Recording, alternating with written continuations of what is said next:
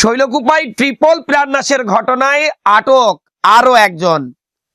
ঝিনাইদহে চাঞ্চল্যকর ট্রিপল প্রাণনাশের ঘটনায় মামলা হয়েছে, আর সেই মামলায় তোফাজ্জল হোসেন নামের আরো একজনকে আটক করেছে র্যাব। আজ মঙ্গলবার ৪ মার্চ দুপুরে ঝিনাইদহের শৈলকুপা উপজেলার সিংনগর গ্রাম থেকে তাকে আটক করা হয়।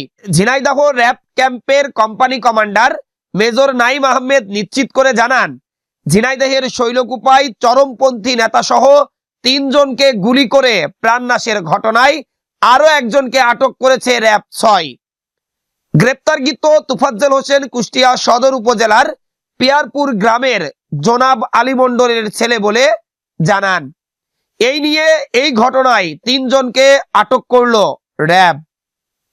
তিনি বলেন, আটককৃত তোফাজ্জল হোসেনকে শৈলকুপা থানায় হস্তান্তর করা হয়েছে। উল্লেখ্য, গত ২১ ফেব্রুয়ারি শৈলকুপা উপজেলার মির্জাপুর ইউনিয়নের রামচন্দ্রপুর শ্মশান ঘাটে যে ট্রিপল মার্ডারের ঘটনা ঘটে, সেই ঘটনায় হরিণাকুণ্ডু উপজেলার দৌলতপুর ইউনিয়নের সানোয়ার হোসেন সানুর ছেলে আবু সাইদ ৩৯ এবং একই উপজেলার জুড়াপুকুরিয়া গ্রামের আনজর হোসেনের ছেলে আনারুল ইসলাম ৩৬কে আগে আটক করে র্যাব ৬। উল্লেখ্য, শৈলকুপার রামচন্দ্রপুর শ্মশান ঘাটে ট্রিপল মার্ডারের ঘটনা সারা দেশে চরমপন্থীদের আবার মাথাচাড়া দিয়ে উঠার আভাস দিচ্ছিল বলে জনমনে আতঙ্ক ছড়িয়ে পড়েছিল। তবে এই ঘটনার পর পুলিশ, র্যাব, সেনাবাহিনী সহ যৌথ বাহিনীর সদস্যরা নিরলসভাবে কাজ করে যাচ্ছেন এই ঘটনায় যারা জড়িত তাদেরকে আটক করার জন্য এবং কেন এই ঘটনা ঘটেছে তার ক্লু উদ্ধার করার জন্য। ইতিমধ্যে র্যাব এই ঘটনায় ৩ জনকে আটক করেছে।